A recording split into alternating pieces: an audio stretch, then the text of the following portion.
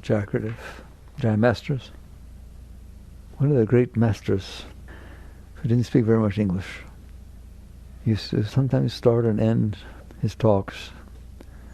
He'd shake his finger, he'd say, "Live life with great respect." Eventually, you will catch on what that means. Who's not living life with great respect? Everybody. They're living life as though it's meant for them, which is the silliest concept I've ever heard of. You are one of 8.3 billion people living on Earth right now. If every one of you think that life is for you, we're in trouble. Because there's one reality that's unfolding in front of all of us. And it has a history, and it just is what it is, because of everything that made it be the way it is. Why does it rain? But I don't want it to rain. Too bad. That's what should be said to someone who says, I don't want it to rain. Well, then you won't have corn at Publix. You won't have food. You won't have anything.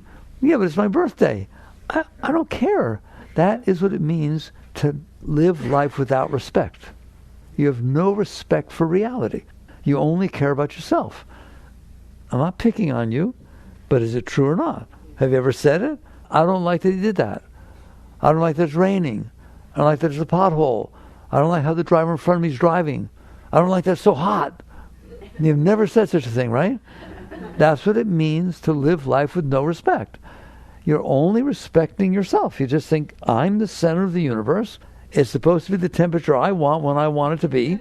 And it's supposed to rain when I want it to rain and not when I don't want it to rain. And people are supposed to say to me what I want them to say to me and never say to me what I don't want them to say to me. And everything's supposed to happen the way I want it to be. That pays no respect to this thing called reality. There's a thing called reality. What does that mean? In the new book, Living Untethered, I define reality. But defining reality, that would take a whole book by itself. No, it takes one sentence. Reality is that which already happened. How's that? You ain't changing it. It did happen. No, yes. But I didn't want it to. Too bad. You want to talk honest? It is what happened. Now you can try to study why it happened. You're welcome to do that. Okay? You can try and work with it so it doesn't happen again. You're welcome to do that. But you're never going to make it not have happened. Never are you going to make it not have happened. Do you understand that? Okay? That's what it means to respect reality. Is you start from the position of, oh, look, it happened. I don't care if it happened 20 years ago, what mommy did, what daddy did, they took your blanket away too soon. I don't care. It's what happened. And you're never going to change it. So to screw yourself up because of something that isn't happening anymore, already happened, and you will never ever make it not happen, is about the silliest thing I've ever heard of in my entire life. Why you would spend your life doing that, I have no idea. Does that make sense? That is living without respect, a respect of reality. Now you know what I mean? Respect of reality. Just think of it that way. It already happened. What are you going to do with it? Hate it? Wish it didn't happen? Screw myself up because it happened? Not like people because that happened in the past? That's what we do. That is called living life without respect. The only thing you're respecting is that which is not worthy of respect, which is your stupid mind that has its own opinions and concepts and views and hopes and dreams. It just makes them up. You're going to respect that which you made up with your mind. I'm a Martian. How do you know? I think I am. You can think anything you want, can't you? You can think anything you want. Your mind can think anything you want. At any moment, your mind can think anything you want. That's just made up stuff. Then there's this thing called reality. And part of reality is what already happened. And I don't care if it happened 20 years ago or it happened 1 second ago. If it happened 1 second ago, you're not going to change it. This is what it means to live life with great respect. You respect the reality that took place. Why? What if I don't like it? I'm going to be tough with you today. That's too bad. That's not going to change it. I didn't like it. I didn't like how my ex-husband treated me. I'm never going to get married again. Fine. I'm never going to talk to anybody named Ben. His name was Ben. I've had enough Bens for my entire life. Good, have fun, because you won't. Will you? That is the essence of spirituality right there. In Zen, I told you what they say, a Zen master would have you here. He'd sit here and say, all right, you spent all this time, you drove here from all over the world, you flew here. Here's your talk from a Zen master. Flowers are red, grass is green, water's blue. Go home. Don't kid yourself. That's how they teach. Right? It's like things are what they are. They are not what you want them to be. Guess what? If you ask, why can't it be the way I want it to be? I'm going to give you an honest answer. Because it's not supposed to be. What do you mean? Everybody has a way they want it to be. How can it be all of that? That's why wars are there. That's why people don't get along. Because everybody has different concepts of how they want it to be. Do you understand? Does it make sense? So if you want to live a great life, you live a life that if everybody lived that, there'd be peace. There'd be love. There'd be harmony. There'd be a beautiful, imagine all the people living life, John Lennon can come back and sing to us. But the truth of the matter is that that's not what's happening.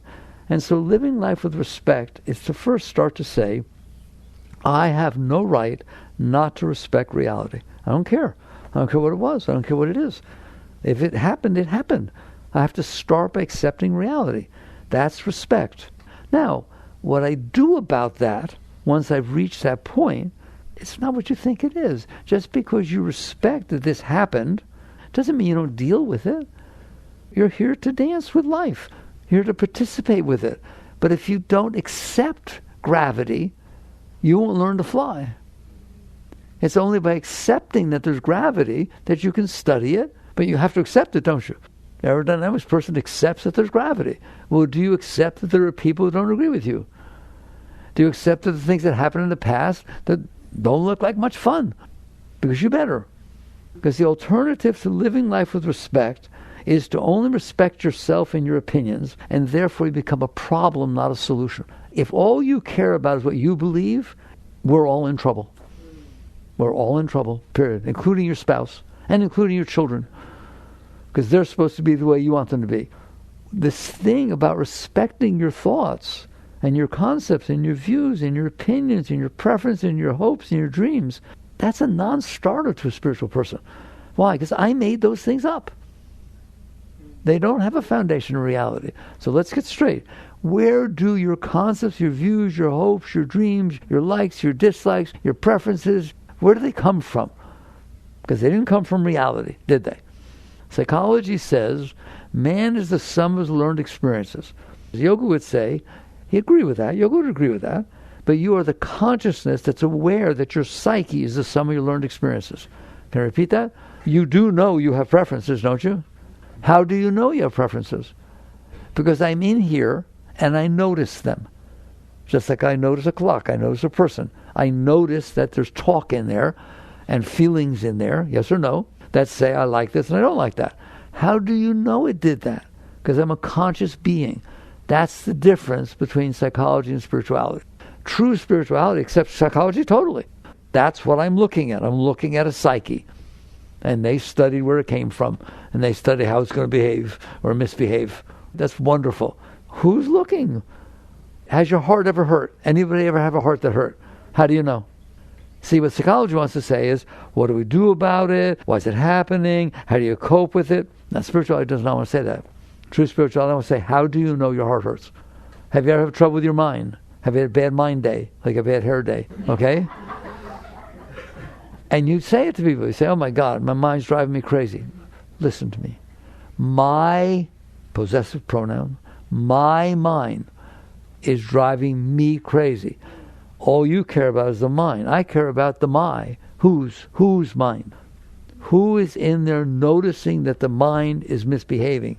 Who is in there noticing that the heart is hurting? Or that the heart just inappropriately opened and feels love for the tennis pro or something like that? How do you know that happened? Because you're a conscious being. That's the essence of all spirituality. Who are you? What is self-realization?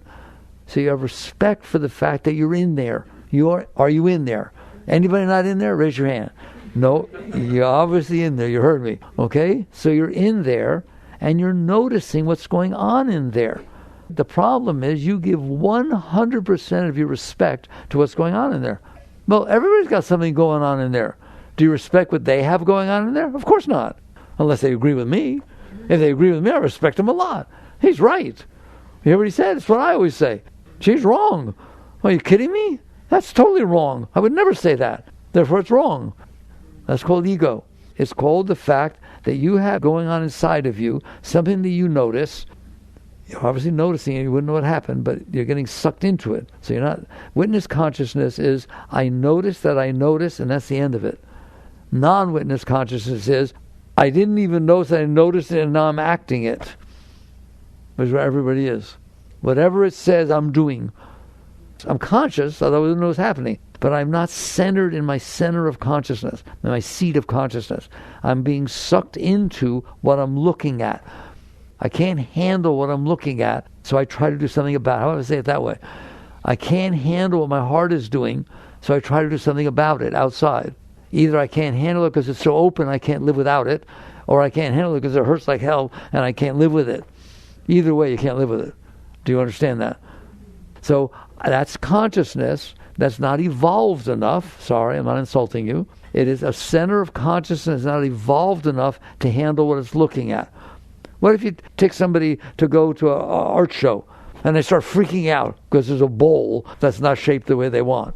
I didn't expect it to be shaped that way. I wanted to... What would you do? You'd call the psychiatrist. There's something wrong with somebody that can't handle reality, isn't there? Except in our world, if they can't handle it that bad, that they can't see something and they freak out over everything, we try to help them, right? But they can't handle it pretty much, we're normal. Do you understand that? You can't handle a thing. How many of you ever had trouble with the driver in front of you? How many of you ever talked to the driver in front of you? They don't hear you. It's a meaningless thing you're doing, but you can't handle. Nice blinker, buddy. It's how many of you have trouble with the weather? How many of you think that sometimes it's too hot? Shh. Okay? You can't handle reality, but nor can anybody else. So therefore it's considered normal. A great master, which is very rare, right, not only handles reality, but interacts with it with great respect. This, how do we get there? Okay? I'm going to talk about why it is the way it is, but something I have found very helpful, and I've been trying to share it with you all. You're welcome to use it. I use it all the time. So how do you handle reality with great respect? There's a picture you can find on the web, there's plenty of them, of a star, beautiful, glowing star, with a planet transiting it. It's not our planet, we can't get that picture, but we can take pictures of other stars with planets around them. The star is like this big, and the planet is a dot going across this star. You're on that dot. The proportion of the star and the earth is about the same as ours. And I'm telling you, it's just a tiny little dot over this star. You're on that dot. Therefore, every single thing that's going on that dot is pretty amazing. That's what it means to live life with great respect. You don't take anything for granted. Like, what's it like on Mars? You want to go to Mars? Sounds like fun. No, it's not fun. There's nothing there but red sand. If you go to another planet, you fall right through. It's not even solid. You want to go visit Jupiter? No, you don't. It's gas. There's nothing that we have seen going on anywhere else. And you're on this tiny little dot. And when you look around, I can't even list all the things there are. There are so many of them. Every single moment of your life, you're seeing colors and shapes and sounds, and right or wrong. Why don't you have respect that you ended up on this phenomenal planet that you didn't make? You didn't make any of it. Somebody sent me a picture the other day. A dear friend of mine, she's pregnant, sent me a sonogram picture. I don't know, the baby's a couple months old, something like that. And there's this baby in there. Where'd it come from? Seriously. Where'd it come from? There wasn't a baby in there before. Now there's a baby in there. What did she do to have a baby grown in there? How about the answer is nothing? Nothing. Well, how did it get there? How about some respect? It made itself. How does something make itself? There's cells. It started out as one cell, microscopic. It's not microscopic now, there's a baby in there. How did it go from a microscopic cell to that baby in there? Because mommy didn't do squat. nor did Daddy, nor did the doctor, nor did anybody. It did it by itself. How? It decided by itself, a cell, to divide. How did it divide? What's going on there? Well, there's these DNA molecules, strands, that are laced into each other. They separate themselves. You've seen it in science. They separate themselves, and they have molecules on them called genes. And those molecules know how to make a baby. What did you say? How can a molecule know how to make a baby? Well, they're genes. What are the genes made out of? Atoms. Atoms that got put together to make that type of gene and that type of gene. Well, how would an atom know how to make a baby? You hear me? That's what it means to live life with respect. You stop doing your stupid mind thing. Oh, it's my baby. It is not. You didn't make it. It's a miracle. It's the most unbelievable thing that I could just talk all day about the fact that how that happened. And I don't have to stop, by the way, for those who are into science. I don't have to stop with the fact that those genes that are on this DNA molecule, which split itself, therefore doubled its genes, and that's how it kept doing it and doing it and doing it and made a baby. Well, where the atoms come from? We now know there are no atoms. There are no electrons, neutrons, and protons that make up atoms. No, they're not there. They're subatomic particles, they call them. You get into quantum physics. Well, what are they? Quarks, leptons, bosons. And then they look further down, and now they absolutely know. They're not there. There's no such thing as an electron. There's not a particle called an electron. There's a field, a quantum field that makes waves, and there's a probability that where one of the waves is, it might generate a force, which if you look at it, looks like an electron, but it's really just energy. It's not even there. Do you understand that? And that's how a baby got made. You have a mind, use it properly. Instead of thinking about what you want and what you don't want and what should happen or shouldn't happen, what you like, what you don't like. That's called the personal mind. What we just talked about is the intellectual mind, the abstract mind, the impersonal mind. You have a very great one. Every one of you understood a little bit of what I just talked about. Like literally, quantum physics says it's not there. It's not there. Waves and particles, that's the duality they talk about. That which is a wave of energy appears to be a particle, but it's not. It's just a force field that when we look at it, acts like a particle. So there are no electrons, neutrons, or protons. And therefore, how in the world is that DNA molecule splitting and making babies? It just should blow your mind. That's what it means to live life with respect. You understand the reality of what's going on, and it has nothing to do with you, does it? By the way, that's where you came from, where your body came from. And by the way, that baby wasn't cooked yet. It was just you could see it, shaped, right? Someday it's going to come out, and it's going to be about this big. What are you now? You're bigger than that. How did you get bigger than that? What did you do? Nothing. It kept happening. It kept splitting apart, and the DNA kept making bigger livers and bigger this and bigger that. And, oh my God. That's what it means to live life with great respect. And do you see you're not doing it? And that's why we talk like this. And what happens if you live like that? You live a life of ecstasy. You live a life of grace. You live a life of awe. You live a life of, here's a person standing in front of you. How do you get there? How did that thing get made? We just told you, out of nothing. It took carrots and peas. How does that happen? I'm daring you to respect life enough to look at it. It happens because those DNA molecules are chemists, and they know how to break apart the molecules and turn them into livers and eyeballs and pancreases and pineal glands, which don't even know where they are. Holy mackerel! How does it make you feel that you live in a world like that does that? It's unbelievable. And so what it teaches you to do is stop focusing on your preferences and start looking at reality. And that's what it means to live life with respect. Is you stop disrespecting everything by saying, I'm the doer and it should be the way I want. That's hilarious, right? What did you do with that baby? What did you do to get your body to grow the way it is? Right? We'll talk about why your mind thinks the way it does. I always focus on that. We will get there. But I want to talk about what it means to live life with great respect. Are you capable of living life with the level of respect I just talked about?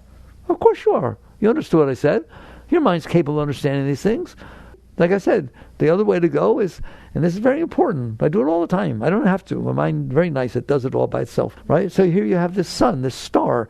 It's not a sun, it's a star. The burning fire, burning in the sky. And this little planet's going about it. I told you, 1.3 million Earths fit inside the sun. That's a number you want to know. Why? Holy mackerel.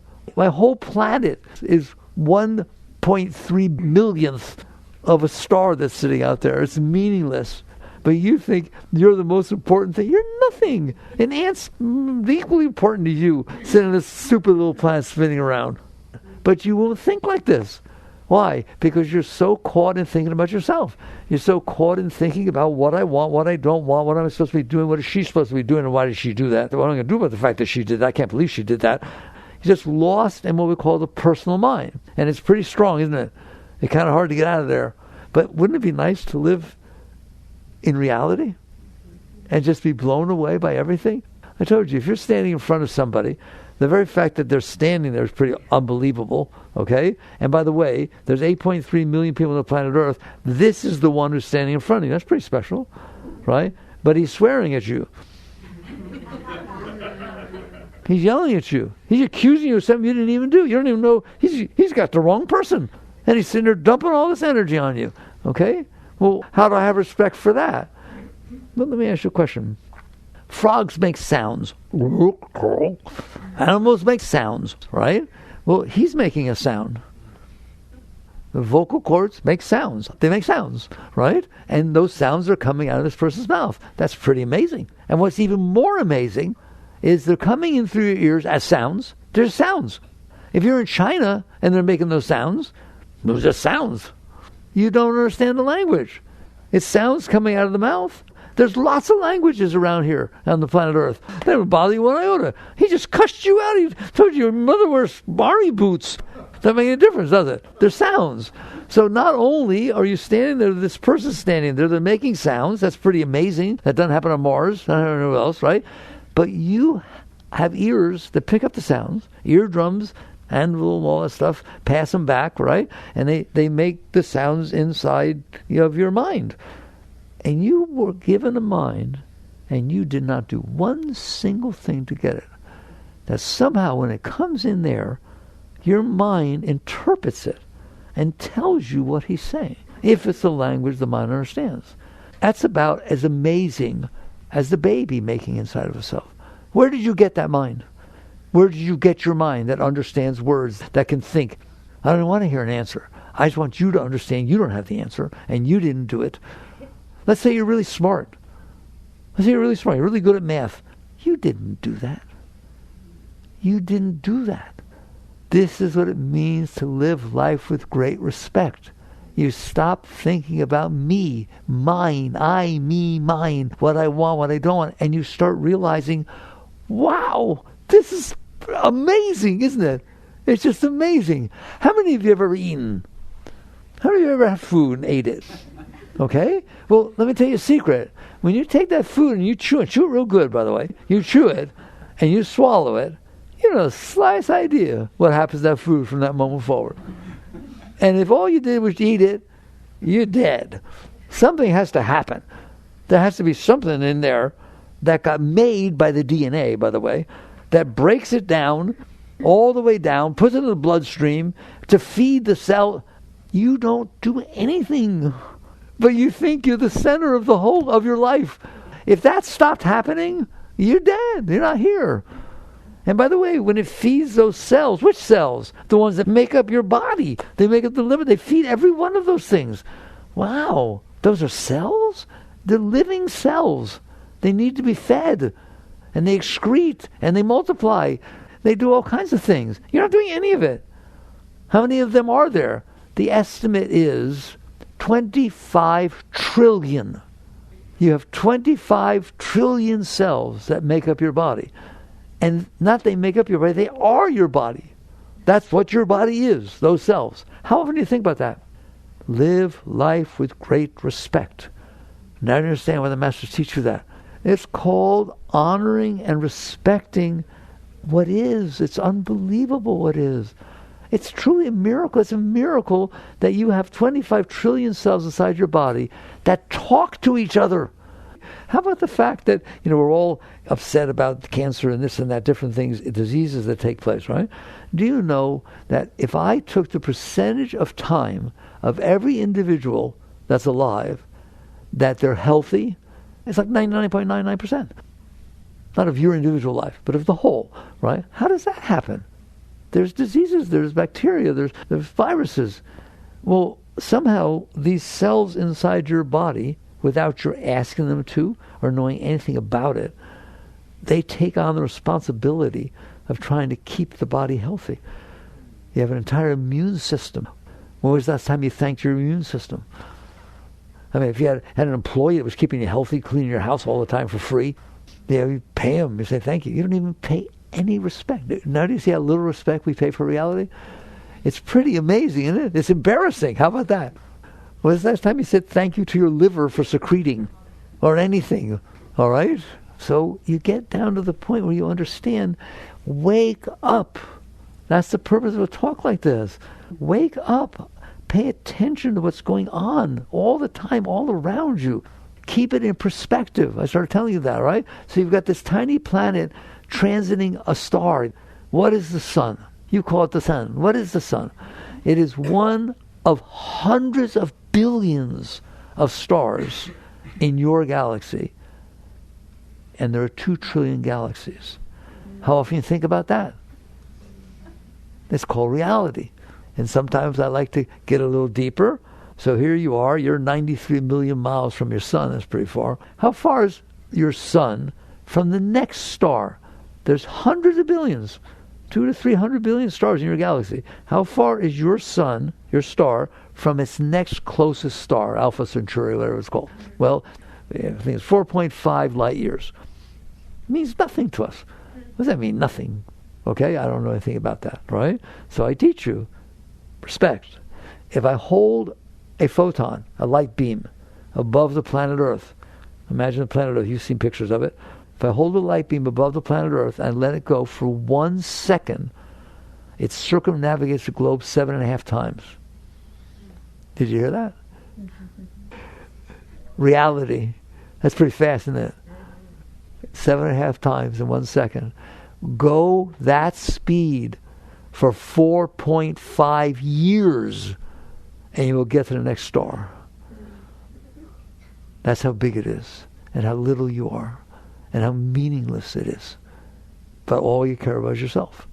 That's ego. Anybody see why I'm talking like this? It liberates you. You're free. You're free to be free. You're free to... Wow! That's the next closest star.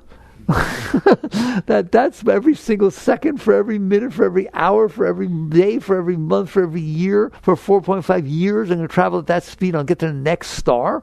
Whoa! What about the next galaxy? Hundreds of billions of stars in your galaxy. How close is the next galaxy? If there's 2 trillion of them, will you please let your mind even try to imagine the size of this place? Okay? I know your house is too small, but let's... The next galaxy is 2.3 million light years away. Travel that speed for 2.3 million years. You'll get to the next out of 2 trillion galaxies. It should blow your mind. It should make it look ridiculous what you're thinking all day. Okay, so how did it get as messed up as it is? If it's so beautiful and so awesome, and you're not even doing any, what do you do to keep the galaxies in orbit? What do you do to keep the sun shining? How come the ground holds your body? What are you doing to make solid? You do understand. We'll move to quantum physics right now, because the ground is made of atoms, and outside every single atom there's electrons. That's what spins outside the atoms, are electrons, and they're all negatively charged. Well, your feet are made of the same thing, and they're negatively charged. Whenever you try to take 2 negative magnets, ends of a magnet, push them together, ever done it? That's why you don't fall to the floor. Period. You don't fall to the floor because negatives repel each other, and that's why you don't fall to the floor. Well, okay, but if I push hard enough, because the bonds of the floor are stronger than the bonds of your foot. Okay, So how did it end up the way it is? That we're so messed up, and we are. We're so screwed up that some of you don't understand why I'm having this talk. How's it going to put food on the table? How's it going to take care of my baby? How's it going to get me a better job? How's it going to make my wife stop being so mean? That's all you think about. What's it got to do with anything? Because it's everything. Because it's the truth. And if you were to let your mind think like this, you'd probably get along with your wife much better. Because it'd be unbelievable that she's so mean. Look at that. Isn't that neat? How'd she get that way? Wow. You'd have fun with your life. That's meant to be. It's an unbelievable journey you're on. God, that's so much I want to teach you. I know I've talked about it before, but do you understand that throughout your life, you're experiencing moments that unfold in front of you? You're not experiencing moments that aren't unfolding in front of you.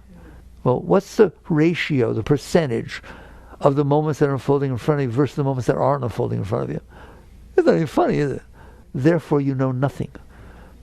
If you're the sum of your learned experiences, you've missed everything. Every single moment you experience something, it's statistically insignificant, what you experienced. But to you, it's the whole world. Something wrong with that, isn't it? Okay?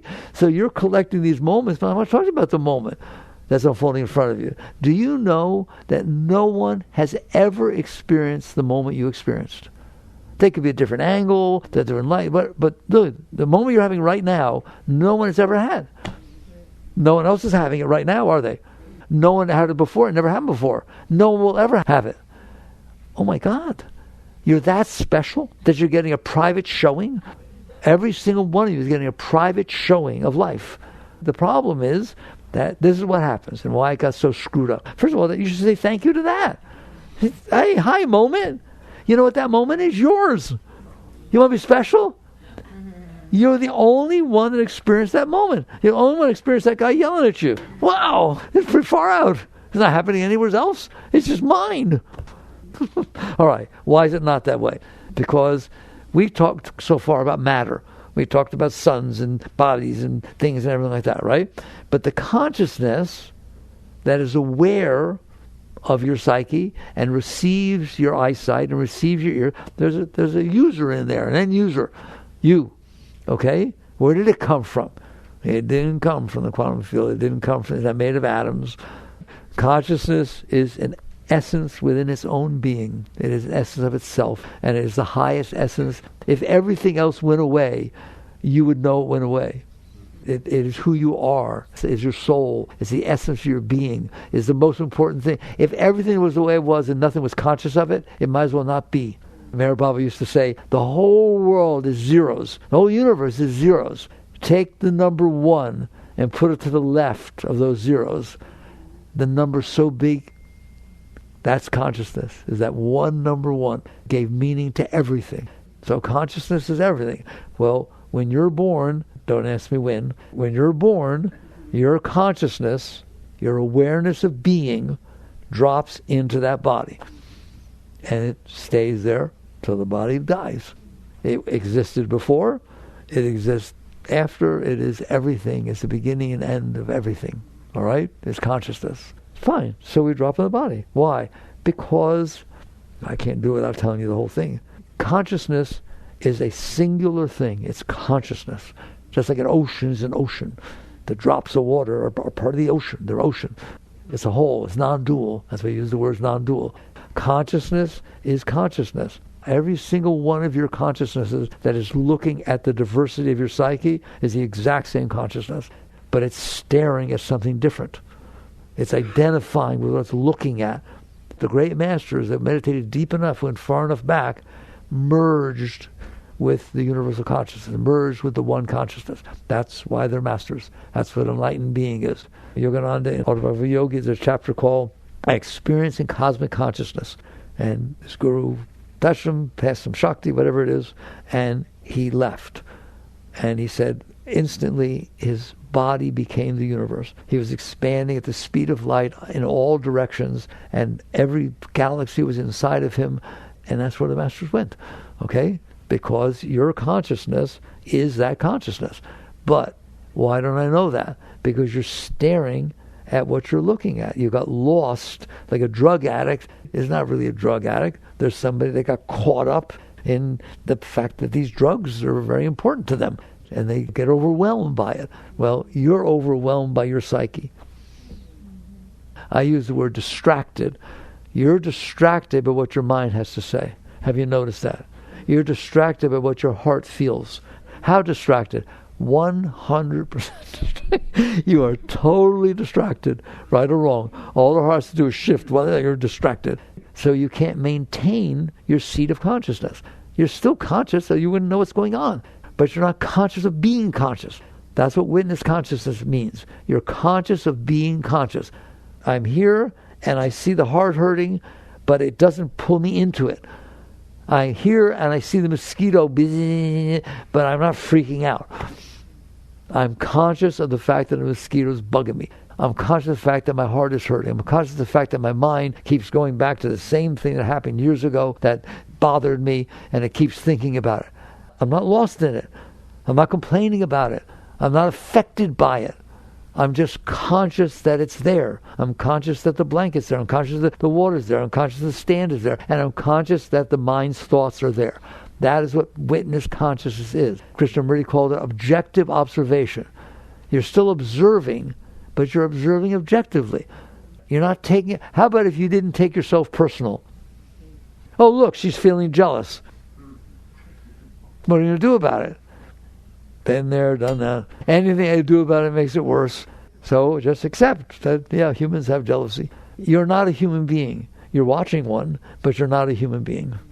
And who you are, and that's what the great ones, including Christ and Buddha, taught you, is you are the consciousness that is the whole universe. You're the greatest thing that ever walked the face of the earth. What did Christ say?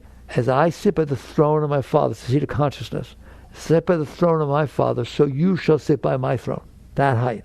And these things which I do, you should do these and even greater things. So that's consciousness. Consciousness drops into the body, and that's a overwhelming experience. Because there's sights and sounds and colors and things and feelings, and basically you get lost. Like, have you ever gotten lost? Let's say driving. Ever gotten lost? You're not lost. You're on the stupid little planet Earth. But you don't think that way. You get your consciousness down. Oh, I'm lost. What am I going to do? I don't know where I am. I don't know which way to go. Should I go left or right? You're not going anywhere. You're just floating through space. Okay? That's the kind of loss that happens. The consciousness gets drawn down into all this stuff. And what it does then is try to protect itself. And that's the truth. It's overwhelmed. It's like somebody had amnesia and comes back and doesn't know who they are or where the family is or anything, where they're from. They just totally don't know anything. That's scary. All right, well, that's what happens unless you're a very highly evolved soul. Okay? Which we'll talk about that in a little while. All right, but normally you drop in and it captures it completely. And you protect yourself. Ever feel like you need to protect yourself?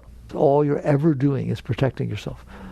What do you mean? I'm telling you, that's all you're ever doing is protecting yourself. What does it mean? Well, I come in, I'm lost. I don't know anything. So this lady picks me up twice. That's all it takes. We talked about it the other day. You know, animals imprint. Ever heard about that?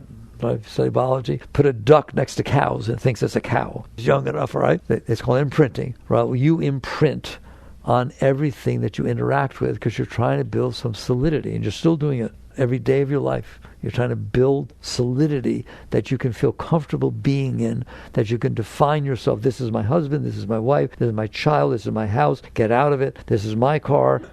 You build in your mind a concept based upon experience that you've had. That's why psychology is right. Man's a sum of learned experiences. But boy, if they really understood what they were saying, it's like you're just grabbing experiences, holding them in your mind, and building a you. I want the ultimate example, but I love you. I love you. No, tell me how you want me to be. I'll be any way you want me to be. What does that mean? I'll be anything you want me to be. I made myself up. If you don't like the one I made up, I've been this way since, high school, but I don't have to be like this. How do you want me to be? In other words, you're not okay in there, and you made up your self-concept. You made up an ego. You made up who you think you are based on the experience you had. Do you understand that? You made up who you think you are based on the experience you had. Okay, that's not who you are. You're the one who's in there freaking out, pulling.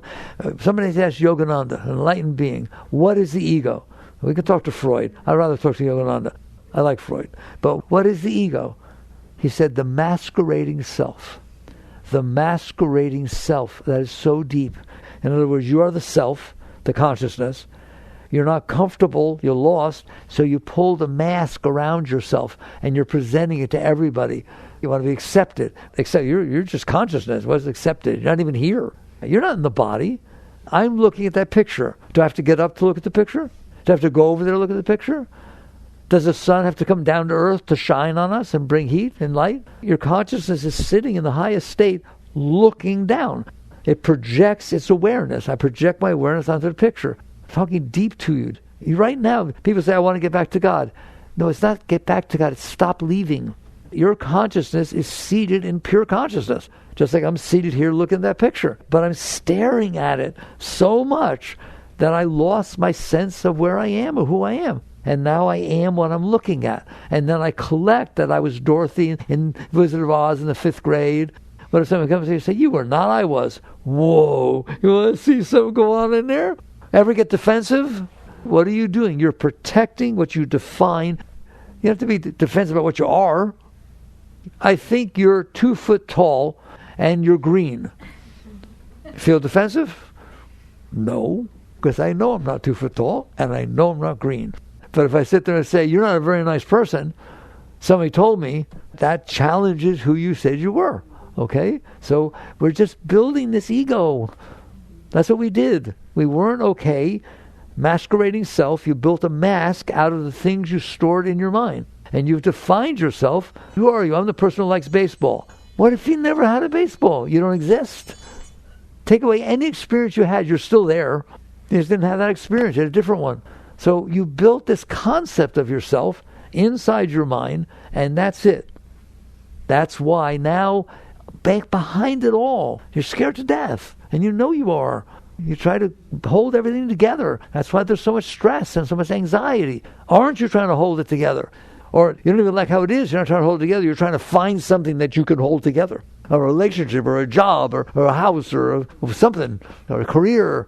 You're trying to define yourself and then prove that you're that. And it's a lot of anxiety and stress, isn't it? Because you kind of notice that the world doesn't behave. Bad world. Bad moment unfolding in front of me. You are not supposed to do that. Yeah, it is. And so you catch on that that's what's going on. Is you're in there struggling to hold together this mass that you built. And you do it every day of your life. And you try to make people be the way you want them to be, don't you? You're taught that. That's what it means to be lost in your ego. That's what it means to be staring so much at your personal self that this other stuff we just talked about, which I'd much rather talk about, doesn't even enter your mind all day. All that enters your mind all day is what I need to do and how do I get it and how do I stay away from it, how do I make sure it doesn't happen again and how to make sure it does happen again. You get lost in the personal self. And there's nothing thinking about 25 trillion cells making up your body or the fact that the closest star is 4.5 light years away. We don't think about that. We should.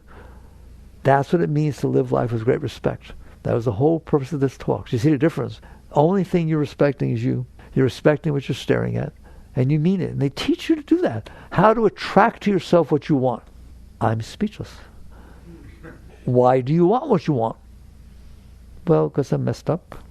And I can't accept the reality that's all around me, even though it's unbelievable. And I should just be grateful that I have a body, grateful that the cells divide, grateful that there's a universe, grateful that my mind even thinks at all. I told you, everybody is very, very smart. Everybody. You sit there and compare Einstein to somebody who's not so... But you can just compare your mind to a possum's mind. And you're going to find out how brilliant you are. But what you're doing is not brilliant, what you do with your mind. You just marry it to your personal self. Okay? All right, what is spirituality? Liberate yourself from yourself. Spirituality is not about getting what you want. Getting what you want is so overrated, it's ridiculous. If you got every single thing you wanted all the time, you might as well be dead. You will never change. You will never grow. You will stay right where... Like 5 years ago, did you want what you want now? 20 years ago, did you want what you want now?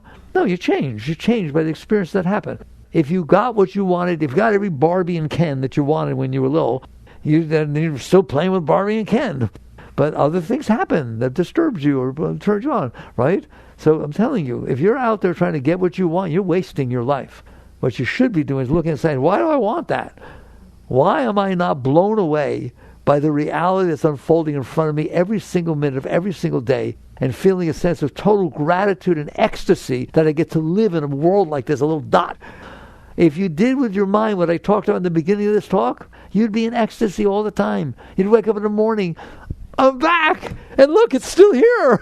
Go study quantum physics. You don't have to know the math. Just study quantum physics. It's amazing it's still there. Einstein said it. He said, reality is an illusion, albeit a very persistent one. That's really deep. It comes out of the quantum field, there's nothing there, but somehow it ends up here and looks the same. But not really, it changes all the time. I can't talk about it, right? But get out of yourself. That's what Christ meant when he said you must die to be reborn. It means you let go of your personal self. And what's left is so beautiful. You're of God. You're not a human being. You're just staring at one. You're welcome to not stare at it and then come back and play.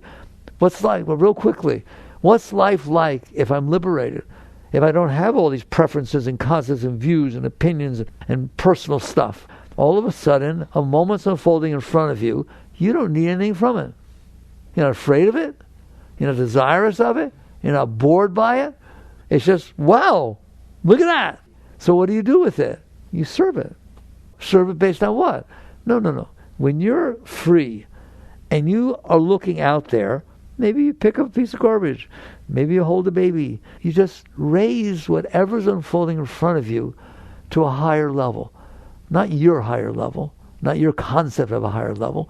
It's very natural. Very natural. If somebody's hurt, you help them. You live life with the respect that, oh my God, the fact that I exist is unbelievable. The fact that this exists is unbelievable. Well, how do you deal with people that aren't nice? You understand that they had different experiences than you. And their personalities are some of the learned experiences. It's called compassion. Your life is totally different when you stop living your life and you live life. So you have understanding and compassion. You serve. You don't think you're serving. You don't think you're giving because you don't want anything. If you don't want anything, you don't need anything. You're not giving. You're just serving. And that's how a great being lives. Every moment of your life. I'll close it with, I always teach you, what is the highest life you can live? The highest life you can live. That every moment that passes before you is better off because it did. How would everybody live like that? So I hope you get something from this. I started by saying, live life with great respect. We had a big journey, didn't we? What it means to respect life instead of respecting just yourself. All right? Work on these things. Jagrative.